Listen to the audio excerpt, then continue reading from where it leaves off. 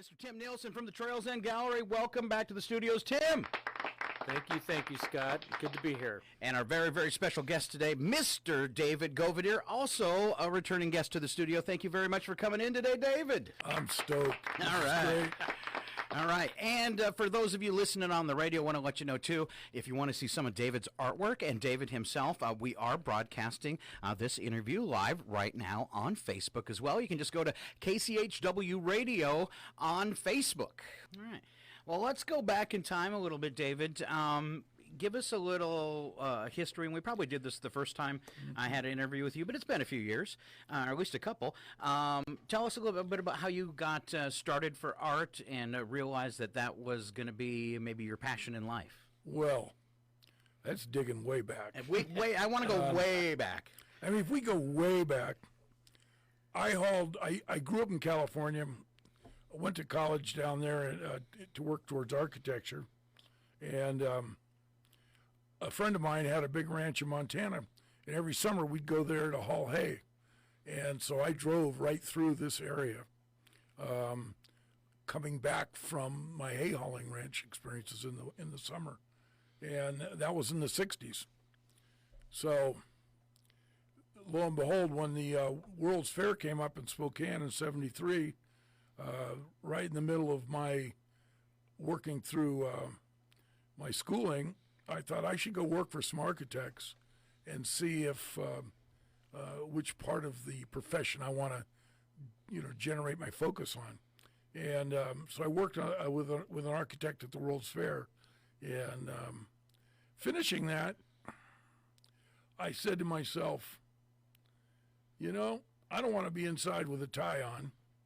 I want to be outside in the sun and feeling the wind and feeling Mother Earth and feeling the countryside that I love. Working and then getting off at 5 o'clock didn't resonate too well. So that started it. I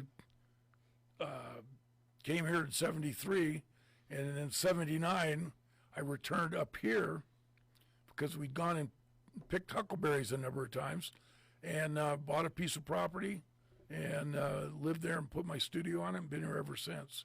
So I'm 40 some years back up on the end of the road. And our show's north of the line. There's a little bit of humor in that because when you go 395 up and you go out of Spokane and you hit Stevens County, there's you realize you're north of the line. When you get home to Stevens County, it's a sweet feeling. And this country's gone through a lot of turmoil and still is in it for many different reasons, political, environmental, all kinds of things. But life up here tends to work its way through it with a lot more grace and a lot more fortitude, frontiersmanhood, style. We just we seem to have our own little country up here. Now, can you remember your very first commission piece, or maybe the piece that you went, oh, wow, I'm doing this for real, that you made? Oh, yeah. What was that? Yeah, it was a bunch of steel and driftwood cobbled together and hung on a wall for a client on their fireplace. And I think they may have bought it because they wanted to help me get started. And it's okay. But it was a good looking piece, but I did 20 years of traveling art shows. I would do street fairs all on the West Coast, San Francisco, LA, San Diego.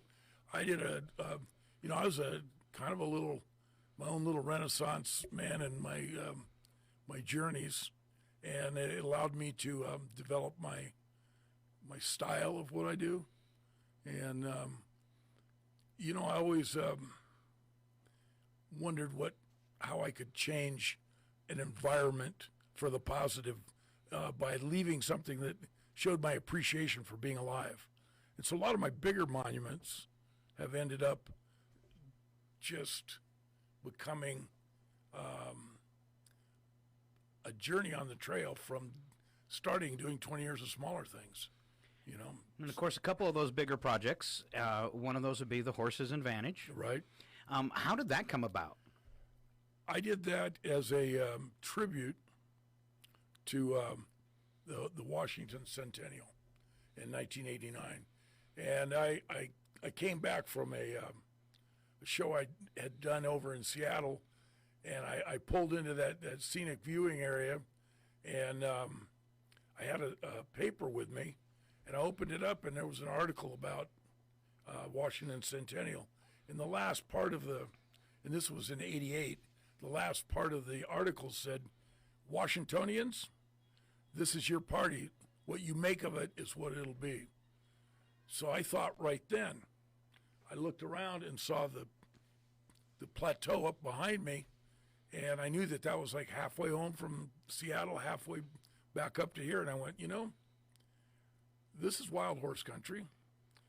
That spot would be an awesome place to set up a herd of horses. And as I went along, I thought about what it would mean about being the creation of the gift of life, and that it evolved with having a basket that all the horses came out of, and basically all the imagery on the basket, different animal figures. I have native friends that have donated their imagery of different animals that I've put on the basket. The idea being that we're all one big family, and that our respect to the earth, our respect for all living animals, they all have a right to live, and the challenge is there for all of us to live responsibly. So it's a positive natured piece. So I know at one point, and this was like before COVID, and you're talking about the basket that you were working on in addition to the horses. Is that what you're referring to as the basket? I have assembled, with great gratitude, a number of people in the industry and the fabricators, steel suppliers, engineers, to come and help assemble and build the basket. And we were going right when COVID hit. That's what I figured. To start and kick this thing off, this whole deal, and it all got put on hold. We had a big meeting set up with Grant County commissioners, just to let them know how we were going to handle what we were taking on, and then COVID hit, and also at that time, I personally was hit. I've never been in the hospital before. I was hit with some unknown respiratory ailment, and I was in the hospital for 2.5 weeks, and I've never really recovered from it like I was before that. And so I've had to acknowledge the fact that I'm becoming an old geezer, and I've got some little medical challenges, but nevertheless, we just keep moving on. We go a little bit slower, but we keep pounding on, and that's all that we can do. So you also did the Runners in Riverfront Park. Yep. And what year did that happen? That was in '83. Okay. And that's because I used to drink beer and watch the race. And Don Cardong, who's started the race, founded the race, he used to tell me, "Dave, you really ought to run it," because I'd play basketball and we'd meet at the Y afterwards, just in passing. And so he kind of challenged me to run it, and I did. And I was moved. I was completely moved by the sound of 50,000 beating hearts, and the sound of our feet and our breathing, all of us together doing the same thing, really concentrating on getting a flow going.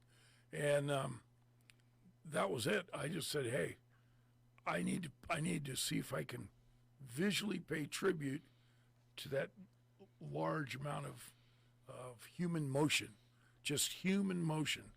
So I came up with that idea and built a couple of maquettes for it, and sold them to sponsors and got the Spokane Riverfront Park Board to let us put the piece there, and we raised the money and put them in. I gave it as a gift to the city. Nice. So, right. I got monuments going everywhere. We're right now in the middle of doing our Sasquatch piece. I read something about that. Yeah, and Sasquatch has been going on for 2 years and a half now, and it's quite a big undertaking. And I'm doing it with my son Forrest. Really? Yeah. Forrest and I sit out there and twist hair. I think I'm going to let him be Mr. Hairman from here and let him really push hard on it. As far as I'm concerned, the COVID thing is unwound enough even though it tends to still be here, it's with it. We've been with it long enough that we kind of know how to go around it and step around it, and we just do what we can do. But COVID put a big kibosh on going out and communicating the Sasquatch Project because nobody was talking. Now, where's it slated to be installed at? Well, it's destined to go at 49, and first dreams it was going to be up on top of the mountain, but I think we're going to when we get it done, we'll bring it up there and set them around in different places, talk with them out and see what they feel is best, and we'll find a spot for him. Right. But once he's done, he's going to be a community member for a long time.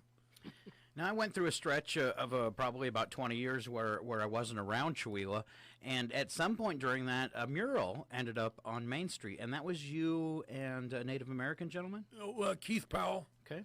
He's from Grand Coulee, and Keith he's a great, immensely powerful painter, and he and I've done like 6 or 7 public pieces together, and when we do sculpture, he works with me, and when we paint, I work for him. They call me Painter Boy, and we came up with the theme and the location where that spot would be as you view it, and did a fair amount of imagination and feeling of what this valley may have looked like 15,000 years ago.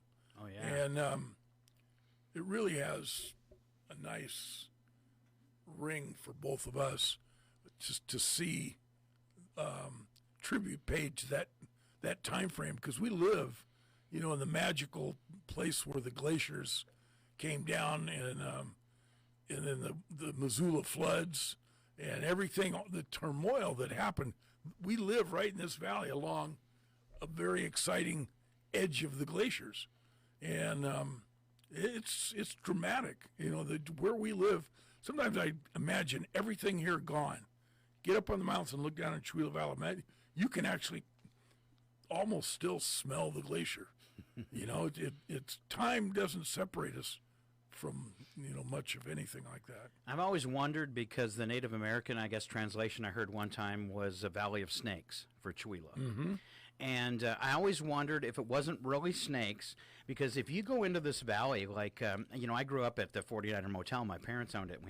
It was all field behind it then. And my dad would send me out with 2 buckets to pick night crawlers when it rained. And those night crawlers were 12, 14. Sometimes you'd find a 16-inch night crawler. And if I wondered if that's what they were referring to, because the valley floor was actually, when it rains, would be covered with these years ago. Now we've got lots of buildings and stuff around. You don't see it anymore. But we've got some monster night crawlers coming out of the ground here. Well, anything that wiggles and crawls could be attributed in that way. But the whole valley used to be 2 marshes and swamp, lake bottom and swamp bottom. So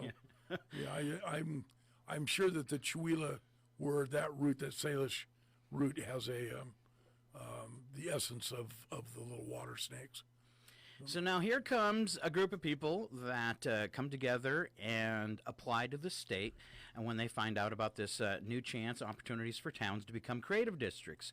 So now Chewelah is a creative district, and I don't know, you kind of led the way with your mural, on Main Street, and I think that gave them some ideas. What do you think about these murals popping up all over town? And not only do we have the ones that were commissioned, now we've got other businesses throwing up murals. Like I know the Center for the Arts just did a big one about how entertaining Chewelah is on the side of their building. How do you feel about that? Never say no to art. That's the first thing. The second thing is, you like it to be good art, and you like it to be conscientious to longevity. If something resonates for a while, then it should resonate as long as it lasts. For a while or a long time. So no, I would say there's a positive nature to doing murals. They can, in some ways. If we painted all of our buildings with murals on them, then we might lose the sense of what architecture is. I love some of the old brick walls and the brick buildings. It might be a sin to put a mural across a beautiful old corniced building. There's a balance there's a balance in everything, but and it's the same for sculpture.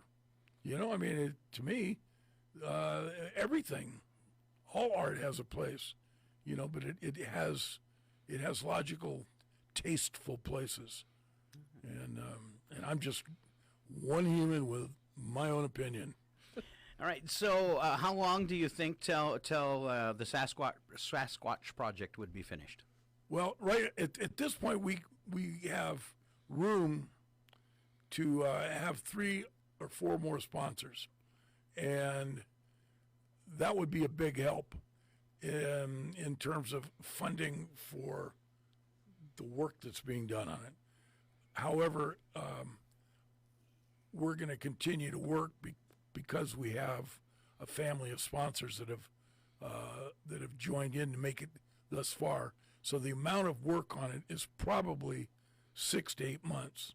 If we were working on it full time in the shop, probably 6 to 8 months. Wow, that's quite the undertaking. Well, imagine it's all hair, and it's all steel. Wow. And each strand of hair gets mounted, heated, and twisted and positioned, so it has a flow to it. And it's going to weigh over 2,000 pounds. It's 9 feet tall, and I knew it was a big undertaking. And we're just working on it. Excellent. And we're excited about it because, once it's done, he's a happy Sasquatch. I've always thought, now what's a universal symbol? A smile. What? A smile. And to raise your hand is also a symbol of saying hello and all's well. And that's the stance he's in, right? Because Yep. I think the last time you're here, I got a drawing of it, and that's why it's sticking in my stick. You left me a Cool. drawing of it. Yeah. So, all right. Yeah. All right. And, so far we have no reports of Sasquatch eating people, so he probably is friendly. Oh, yeah. All right. Anything you can think of that I'm forgetting to ask him? That'd be a great question, Tim. You're awful quiet over there. No. All right. All right. Well, let's take a look at some of your art then for tonight, and have you describe it as he turns it around. Now, up on the camera, if you're watching us, I'm gonna switch to the big shot there. It's the poster for tonight and tomorrow. And Tim, who makes your posters? Is this something you're doing? I do it. Because I have them printed up in Colville. you're having a print, but you do the layout and everything because they're always fantastic. So hats off to you two there using your art. All right. First, what's the first piece that he's going to put up for us, Dave? We only brought one other two-dimensional piece, so this he can relate back to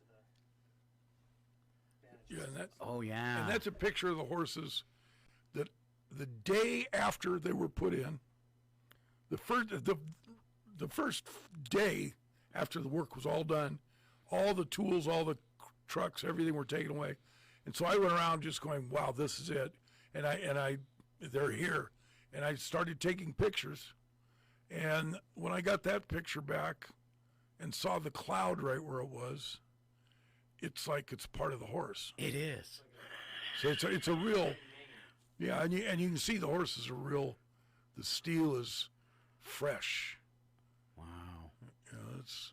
Now, I imagine it's hard to be up there. Have you ever had a problem with somebody messing with one of your pieces like that? Well, I think the wind. Well, people do put graffiti on them, and I've got a whole squad of locals and different people. We take rust-colored primer paint, and go up and cover the graffiti. And I've had 3 of them because I have them running in true running positions. A few of them have vibrated because of the high winds, and over a long time cracked a weld that welds them to the ground. They fell over.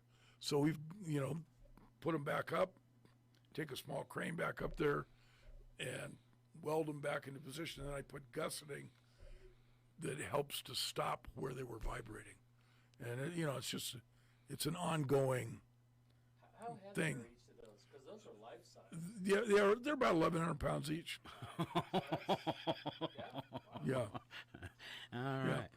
All right. Beautiful, beautiful. That's got to feel good to have something like that as a legacy that that's going to be there for a very long time. I mean, what's funny to me in a way, but thankful, is that I actually have my own I-90 identity sign, Wild Horse Monument. That's quite the.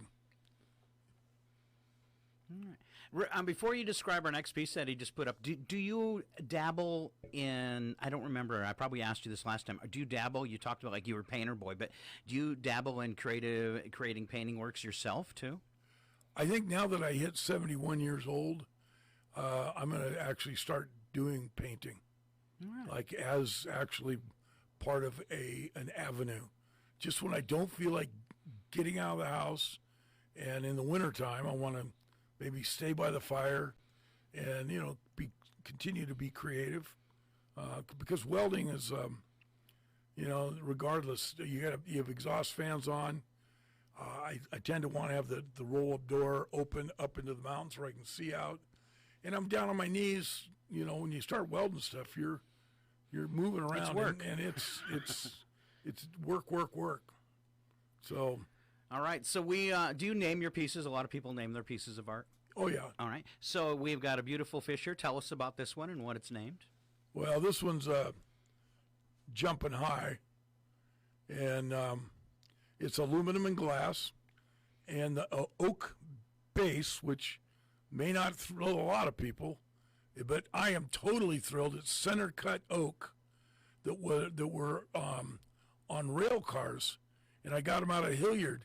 There's an oak beam that's probably got millions of miles down railroad tracks, and I take and I slice them up and use them for bases.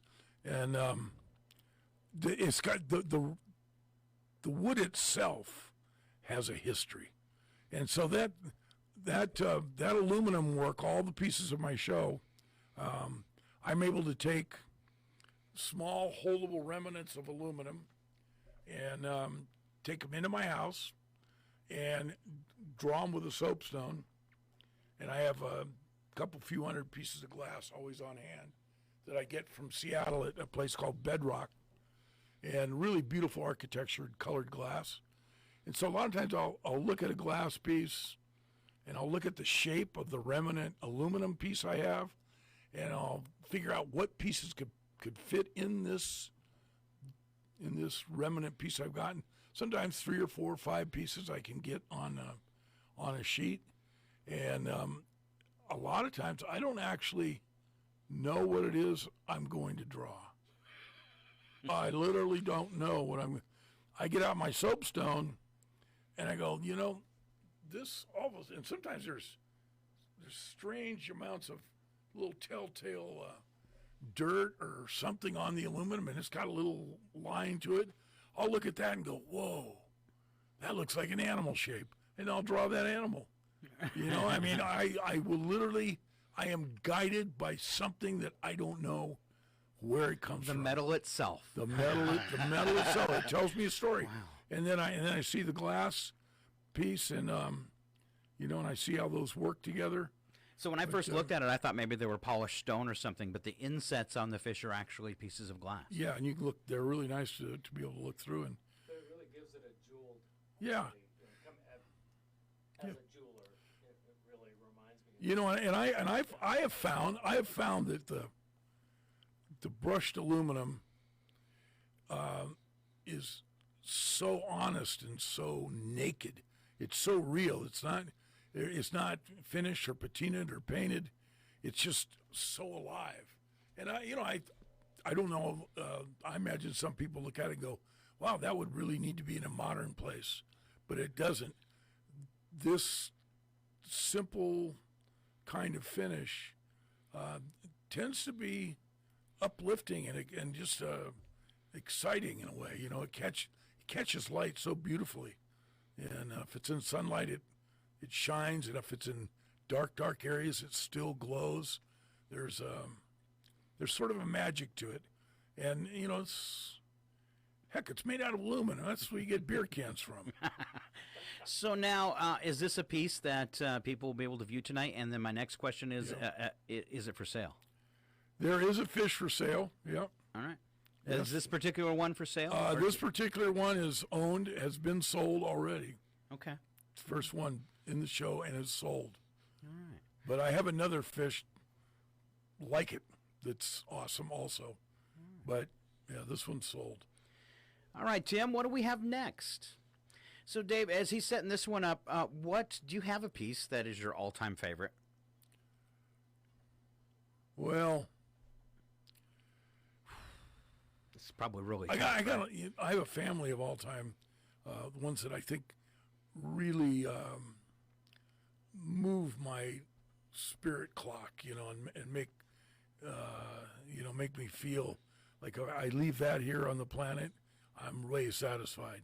But I don't really think too much about that part of it. All of the pieces I do, I need to do. You know, they come to me that's in ways that say it's important enough to spend some time saying this.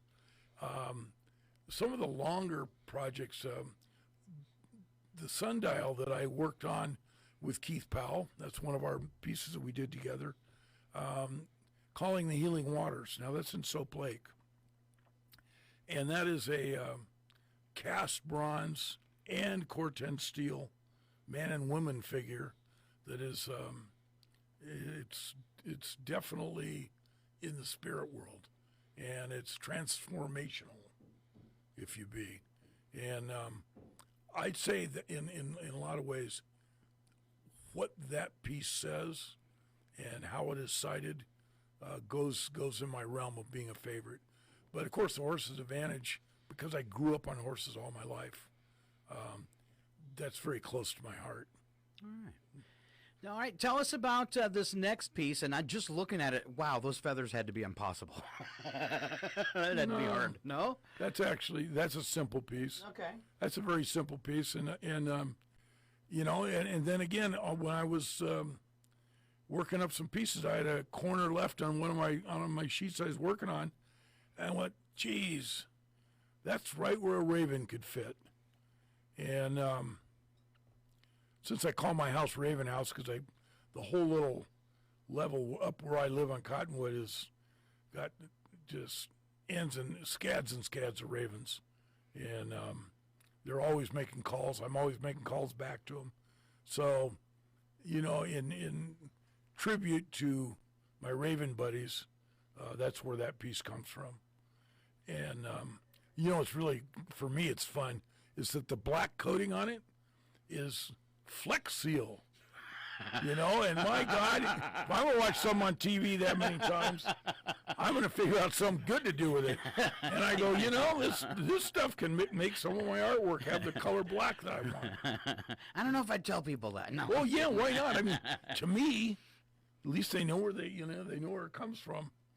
Yeah. Now, in the center of the Raven, is that a piece of glass That's as well? a glass piece. Now that's round, isn't Yeah, it? It yeah. almost looks like it's a ball. Is it No, cut in half? Or? It's a blob. Okay. They're all flat on the bottom like cookies, Okay. because they take all this various different colored glass, and they put it in kilns on sheets, and it's flat. See, and he's Actually shining a light through it. Yeah. All right. Yeah, these are beautiful, David. If people are watching, they're gonna want to come see this in person. And I see you actually have it the glass down below on the tail feathers as well. Oh yeah, happens to be there on that Yeah. one. Yeah. Yeah. All right. And what do you call that piece right there? Yeah, let's see. If you didn't I name have it. to check the bottom. Well, it would be. Raven's got something to say. All right. Now, is this something that is for sale tonight too, or are these? Yep. It is. All right. Yep. All right. That's beautiful. Yep. All right. So tonight you said 6:30, right, for the Yes, start time? 6:30 at Quartzsite Brewing. All right. Anything that you wish I would have asked you that I didn't, David? I think you did well, and I wish the best for all of us. It's a good life we live up here. And north of the line is there's a certain sense of humor to it, but there's a real sense of thankfulness, and something that we as a community should be very proud of. I mean, I'm proud of your radio station. I mean, to think our little town has its own radio station. Thank you. That is precious. And It's these ver- interviews. Thank you. Yeah. The information that Yeah, it's your station imparts on town. It's been a labor of love. So I'm getting like you, though. I'm having a hard time. we're part of a little town that could, and we just got to, keep the drumbeat going. All right. So tonight you can catch up with David at 6:30. You're thinking the lecture started about 10 to 7. Yeah, a little All right. before 7. All right. Yeah. And then tomorrow night you'll open up the gallery. 5:30 to 8. All right. Yeah. And do we have other restaurants or businesses downtown participating? We've got L. Brown at the McCunn Gallery, Okay. L and Jackie, and that's L's mom. Will be at the McCunn Gallery, and then sometimes. And that's in the Mountain Market. That's in right? the Mountain Market. Excuse me. Thank you. And that's there's an artist that's been at Mark Maxwell at Sporty's. He's got his stuff up at Sporty's. So. All right. and And anybody get fired up this time? Nobody's that fired up, Okay. to my knowledge. I mean, these are the only people who are kind of connecting with me on this. And the McCunn Gallery, that's straight on a gallery. That's beautiful. The whole building is beautiful. They've done. Be a good opportunity. I haven't gotten Amazing. out and checked it out yet, so it'd be a great You opportunity. need to check it out. But it's a really nice space. So, our next show, coming in 2022, will be the Winterfest, the juried exhibition. And so what we've added this year was a photography exhibition. So the photography exhibit will be at the McCunn Gallery, and then I'll stay with the fine art side of things, on ceramics and sculpture and paintings and drawings and stuff like that. They really are kind of two separate things. So we just thought it'd be a good idea to have it, all the photography in one location. So. All right. So tonight, 6:30 at the brewery here in Chewelah, and then tomorrow night you've got the Trails End Gallery on Main Street, and on 395, and the McCunn Gallery at the Mountain Market on Main Street. Yes. All right. And Dave's show will be up actually through the first week in January. All right. Um, So you've got a Anyway. little time if you can't make it. well, but we want you usually, out on the street. Most artists too will, if things are selling or this or that, or they, hit on a good idea, they'll update the show and bring more stuff in. Well, I'll be doing that. Because Dave will have another first Thursday open in December, which should be really festive and fun, and we're going to continue to be dialed in for that. Support the arts in Chihuahua. Thank you. All right. One last question, David. I mean, as guys, we always want legacy and family name, and we think about those things and putting an importance on them. And you were talking about Forrest working with you. Oh yeah. And do you think that's something that he is interested in stepping into too? I mean, he's got his music that he's excellent at, but have you given him a taste for art too? Well, he's a man of many talents. I mean, he's a certified welder. We sent him to welding school. He welded in my shop since he was a pipsqueak. And then, he's worked on my pieces for the last 10, 15 years, doing different finishing parts of it. And he's taken on some of his own welding projects. And, he's definitely a man of many talents, and he's good in the shop. He knows his trade. Sometimes I think it would be nice if he had his recognition in the visual arts a little stronger, but he spends his creative time doing music. And to me, my dream would have ever been to do one lick as close as he does to his guitar playing and his singing. I mean, he's a music man. Forrest, I play harmonica in the shower. and then, so therefore my audience is either in the shower with me or I'm alone. That's the way it goes. No, it's, but Forrest is definitely part of Great Wheel Studios. And, things that we do together won't be long forgotten. And he's definitely part of Sasquatch. All right. And so that's thankfully on that one. All right, get down to the brewery tonight and come meet for yourself if you never have the amazing Mr. David Govedare. Thank you so much for being in the studios, David. Big round of applause for you. And Mr. Tim Nilsson, you bring the coolest people into the studio. So a big applause for you and the Trails End Gallery. Get out and support them too. Thanks, Thank you. You bet. Big Thanks show for tonight. supporting Don't art. miss it. And keep on listening to KCHW 102.7. Have a great day.